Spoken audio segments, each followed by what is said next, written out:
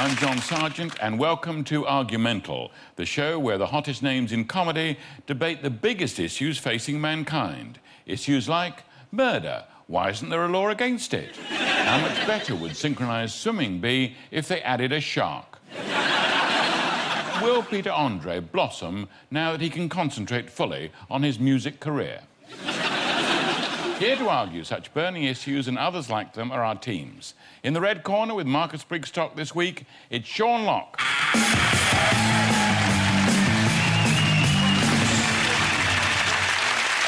And joining Rufus Hound in the blue corner, please welcome Stephen K. Amos.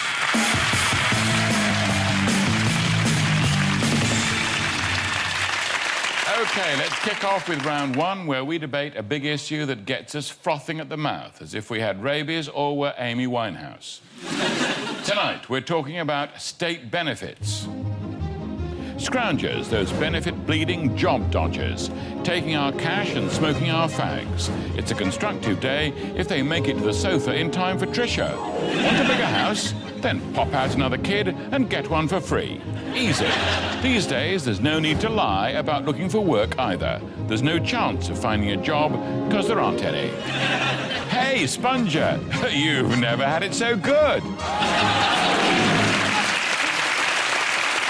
But the issue I want the teams to argue over is this. People on benefits should have lots of kids. Supporting the statement on behalf of the red team, it's Marcus Brigstock.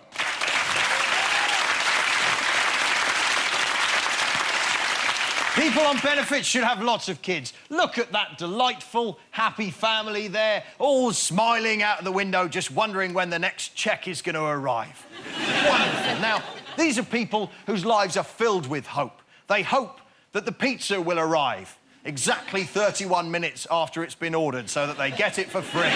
These are people who have so many children, eventually, statistically, one of them will be fathered by Jude Law. If these families have 10 children, there's got to be a chance that at least one of them will be a good one. That's better odds than scratch cards, ladies and gentlemen. That's what we're deciding here. Benefit-based families should have loads of children. No one else is going to fill up Liverpool, are they? And Scousers aren't leaving. The whole thing takes care of itself because they're convinced they're in the best city in the world. They can have it. People on benefits should have loads of children. The point is, it makes Daily Mail readers furious. And the more angry they are, the closer they get to having that crucial aneurysm. What are the blue team actually proposing here, ladies and gentlemen, OK? Families on benefit have lots of children. What's the alternative? Well, it's eugenics.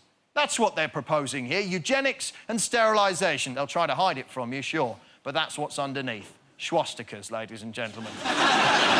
These are people who contribute to the economy. You give someone a benefit cheque, bang, it's gone. They've spent it immediately. Before you can say, don't go into Argos, they've gone into Argos. And it's gone. These are the people who buy lottery tickets. They keep the lottery going. Now, the Royal Opera House, it says outside, the Royal Opera House, proudly funded by the National Lottery. That's misleading. It should say the Royal Opera House, proudly funded by Dole Scum, Chavs and Asbos. Ladies and gentlemen, these people must be free to have as many children as they like, not patronised, not sterilised. Vote for the red team. Thank you. Thank you, Marcus. OK, next up, opposing the statement, it's Rufus Hound.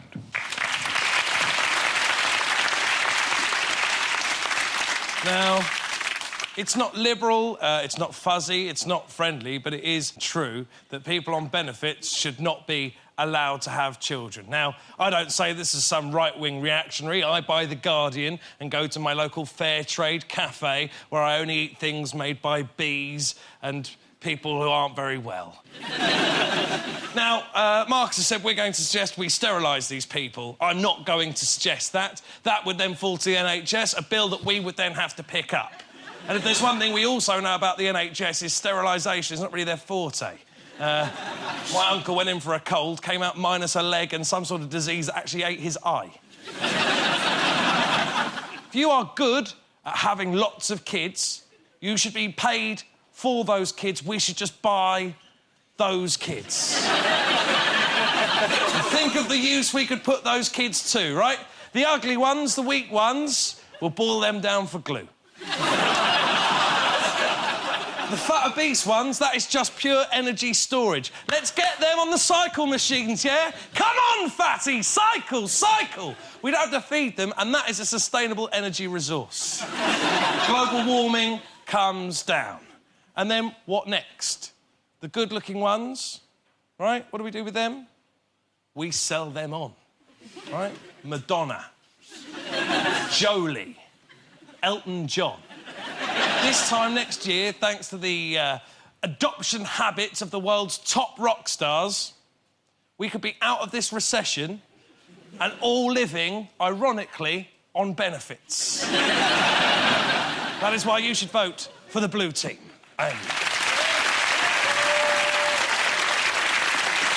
Thank you, Rufus. So, Sean and Stephen, is there anything you'd like to say in support of your teammates? Well, I'd like to maybe take umbrage with the actual argument, because I'm sure the argument should people be allowed to have more kids?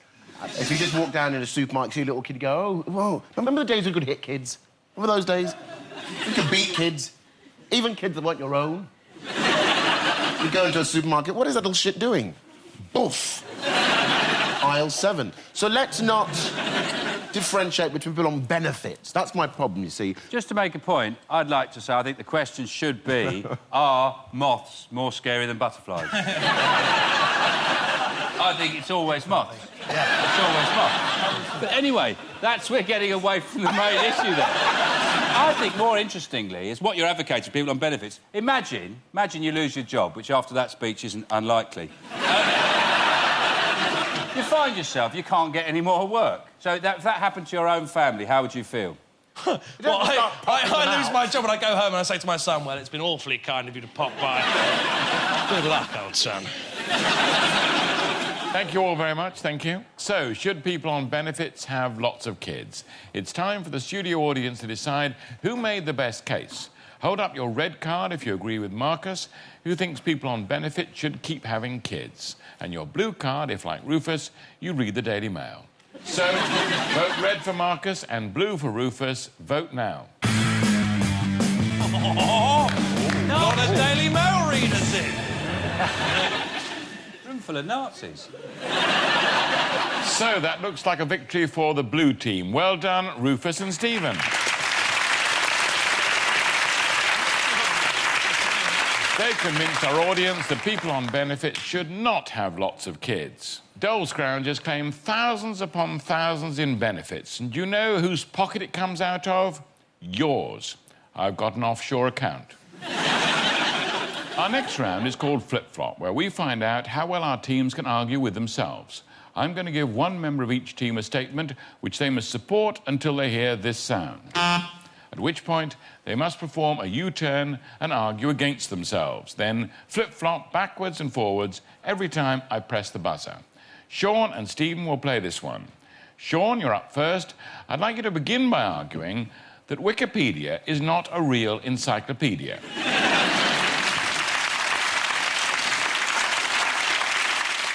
Wikipedia is not a real encyclopedia because it's not a real encyclopedia because it exists in cyberspace, doesn't it? It's in there, in the machine. You can't pick it up, you can't carry it, you can't stand on it. If you want to change a light bulb, you can't throw it at a cat, or a dog, or a fox, or a badger. Brilliant, though, isn't it, really? It's brilliant in the way that anyone can make a contribution, which is what is brilliant about it. I can just put something in there. I mean, I'm an expert in something. I can just put my knowledge on there. Happens to be in the massage of robots. So I can put on there and I go, this is how you massage robots, and I put it in there. And anyone who wants to look that up can. They can look it up. Which is brilliant news, you know, if you're a fucking idiot. You know, it is good news, though, isn't it? You know, because... No, it's not. It's not. It's not very good because it's not real. You don't want it. Who wants a not real thing? So that's why I think it's a real encyclopedia. Because it's not real. It's very not realness makes it real. Which, of course, makes it not real. So that's why it's not a real encyclopedia. Thank you very much.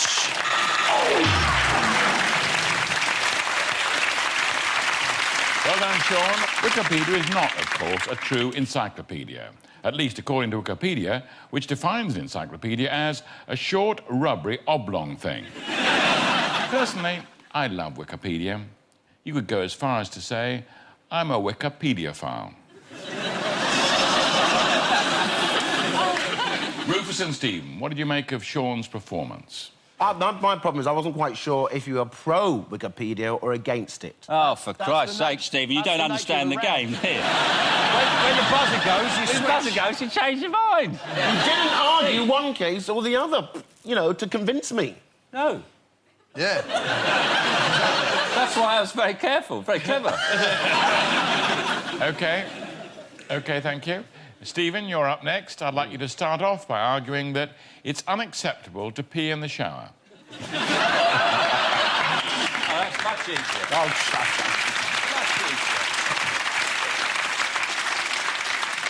Right, it is unacceptable to pee in the shower, and I think it's as unacceptable as showering in the toilet.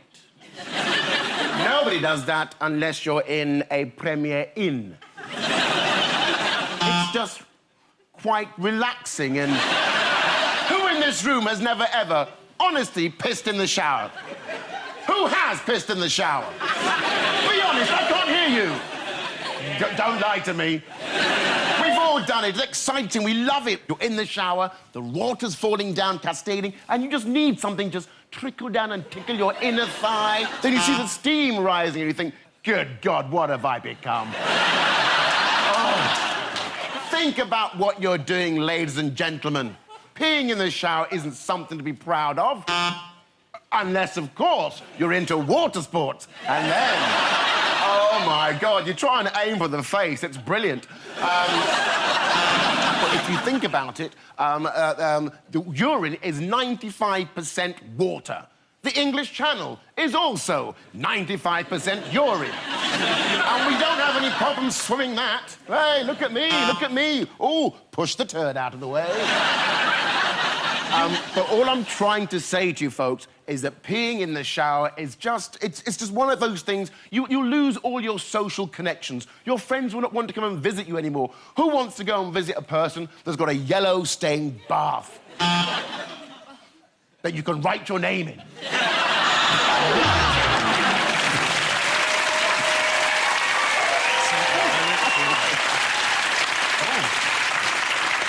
Thank you, Stephen. Well flip-flopped. I always insist on having a shower after any kind of sport or physical exercise, which means I last showered in 1973. OK, time for the studio audience to decide who flipped and who flopped. If you thought Stephen flip-flopped best about weeing in the shower, vote blue. But if you thought Sean flip-flopped best about Wikipedia, then vote red. So it's blue cards for Stephen or red cards for Sean. Vote now. That's a lot closer than I thought it was going to be. So, a blue majority there. Commiserations to Sean, but congratulations to Stephen. Join us after the break when we'll be finding out whether real life should be more like EastEnders and whether our studio audience are happy to let these two people have sex. Don't go away.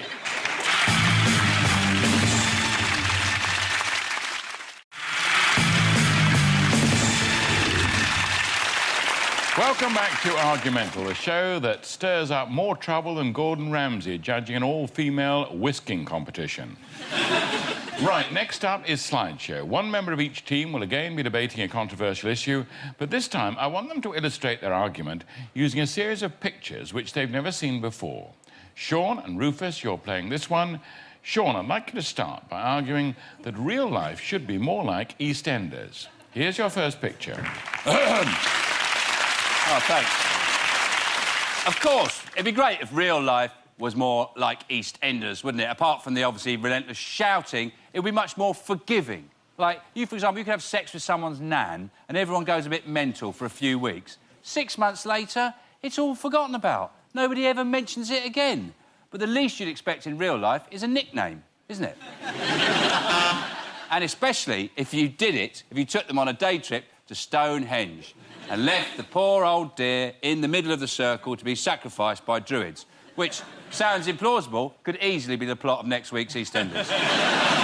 and then you'd have a boy band. Take That, yes. But imagine if Take That turned up on EastEnders. Imagine how shit that would be. I think I'm the only person in this country who still thinks they're shit. Take That, you're shit! So, that would be like equally a situation that you could have on EastEnders, you know, or you could have, like, Dot could go to the moon. Quite easy. So, and then the Queen would come round and she'd have a look at a picture of Dot because she can't be bothered to lift her head up and look at the real one.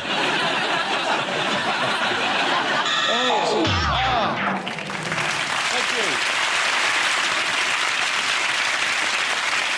Thanks, Sean. Rufus, I'd like you to argue the opposite, that real life should not be more like EastEnders.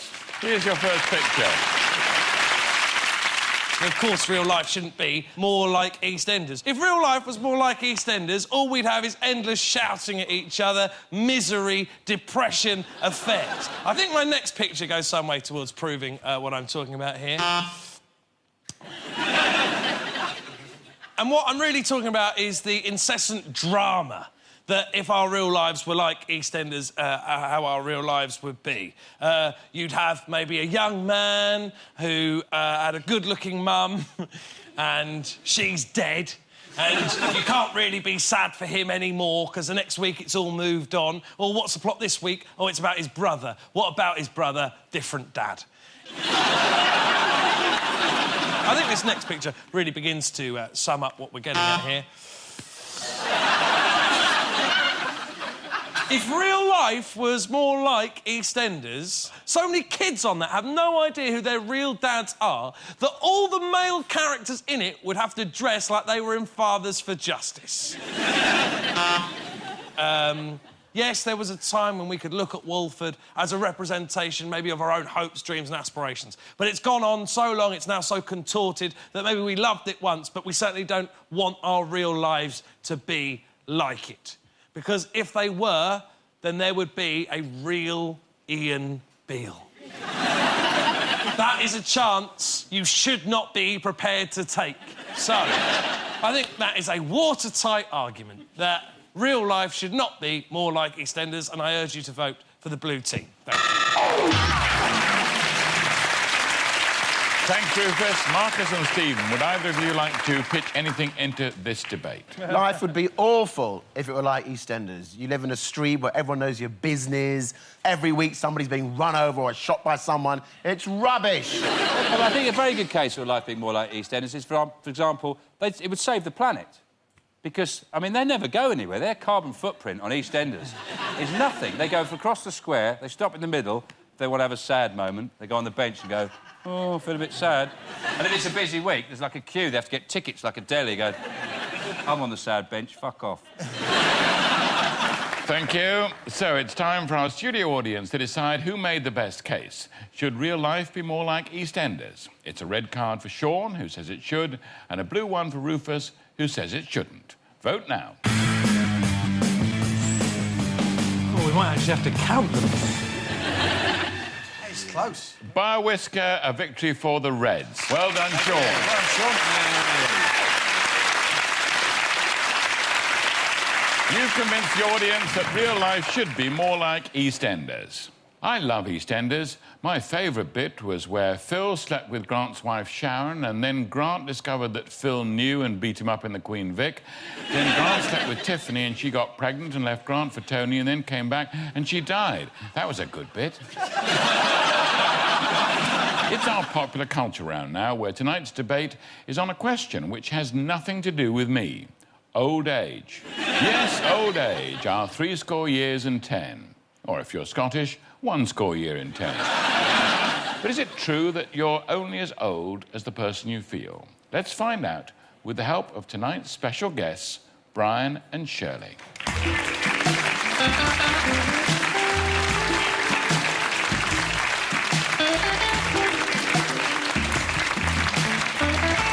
Marcus, you're up first. Meet Brian and Shirley. Good evening, Brian and Shirley. How'd you do, Shirley? Very nice to meet you. Brian, a pleasure. With that in mind, the statement I want you to argue is this. Old people shouldn't be allowed to have sex. Who said? Who said? Please, allow me to explain. Right. Brace yourselves. A lot of people will tell you, ladies and gentlemen, that sex gets better with age. That's not technically true. You're just more grateful when it happens. Listen, there is a certain age... There's a certain age where the body's fluids stop running. Now, no, I don't want to be too graphic, but I don't know if anyone here has ever tried to eat muesli without any milk.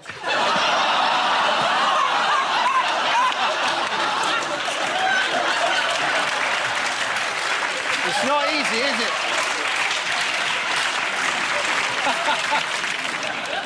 Be honest, ladies and gentlemen, the only thing that should be inserted into people of this age is a hearing aid, a catheter, or a Worthless original. Huh?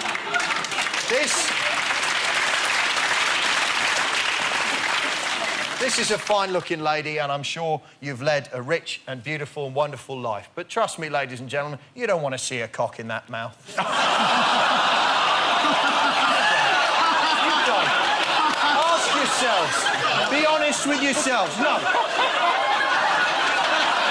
Listen, with old age comes memory loss, ladies and gentlemen. It's perfectly normal and perfectly acceptable for an elderly person to walk into a room and go, now, what did I come in here for? That's not so nice when you're having sex, though, is it? People say, you know, once you have that experience, it lasts longer. No disrespect, but yeah, it would. Take me around 40 years to get one off in there.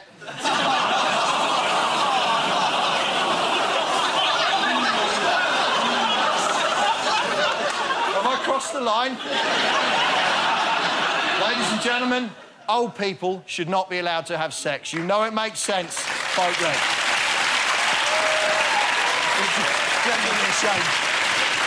Well done. Next up, opposing Marcus, but supporting Brian and Shirley's needs, it's Stephen. Shirley,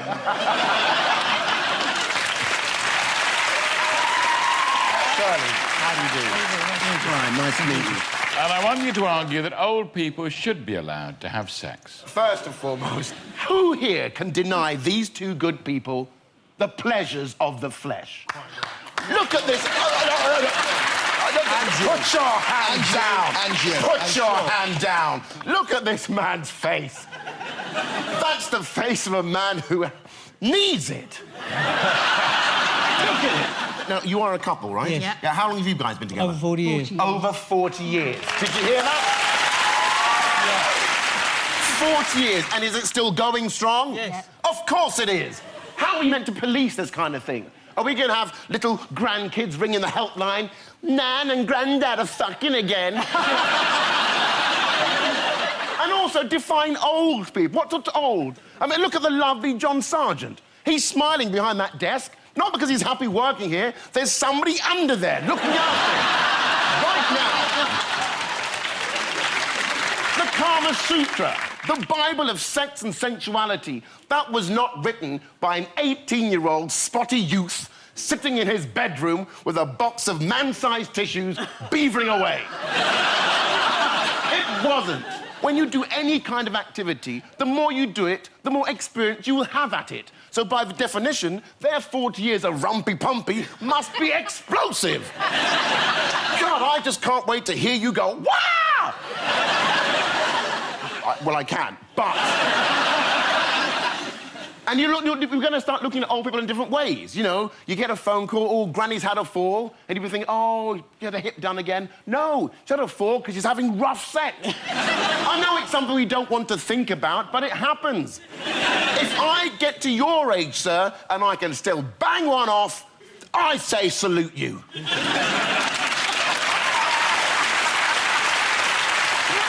Ladies and gentlemen, I urge you to vote for the blue.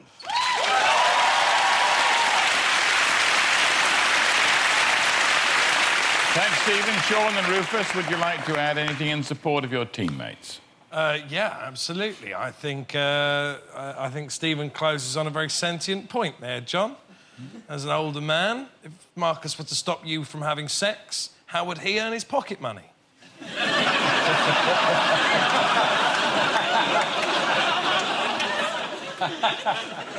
I'm saying maybe instead of banning old people having sex, let's instead change the way we feel about old people having sex and make it more acceptable. Because you know how you have, like, a penny for the guy?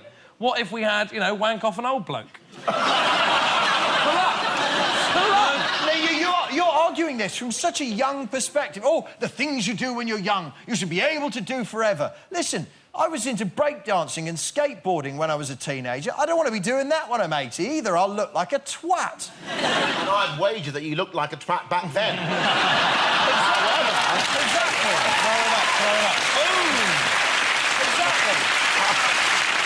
All right. Thank you all. So, should old people be allowed to have sex? Once again, the studio audience will decide who made the best case. It's a blue card for Stephen and Rufus and a red one for Marcus and Sean. Vote now.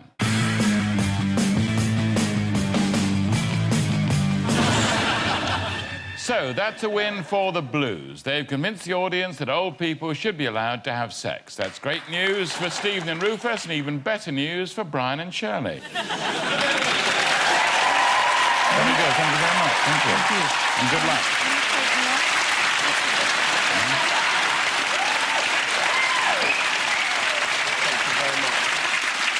Despite my age, I'm still good in bed. I often get straight off to sleep without even needing a story. Time now for the final round and a last chance for our teams to show just how argumental they really are. I'm going to show them a series of images. All they have to do is suggest what argument the picture is proving. OK? Here's your first one.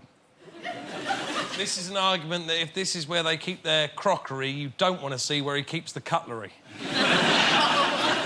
Is this an argument for not putting your husband in the dishwasher? Is this an argument that this is the kind of shrapnel you get if you insist on being a Greek waiter? The next one. It's an argument for Ron sealing that decking. That's gonna... One bad winter, that'll gone, that'll splinter away, there'll be nothing there. They've just taken him to the pond and going, see, you could live here, but you can't, because you're in a fish prison. Is this an argument for what it must feel like to live in Glasgow but watch programmes set in London? Next one. This is an argument that if you are going to have a door policy that allows polar bears into your nightclub, you need better bouncers. I imagine this is an argument that Rufus and Stephen will support, that you're allowed to have sex with old people and polar bears. Oh, that's fine, too. Do you know, Sean, if you can find a way to have sex with a polar bear, fucking go for it. OK, that's it. So for the final time, it's down to our studio audience to decide who made the best case tonight. Red for Marcus and Sean, and blue for Rufus and Stephen. Vote now.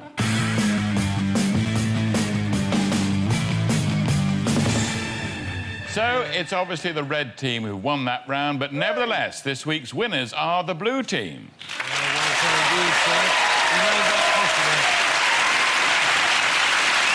Well done, Rufus Ham and Stephen K. Amos. Commiserations to Marcus Brigstock and Sean Locke. That's all we've got time for. Good night.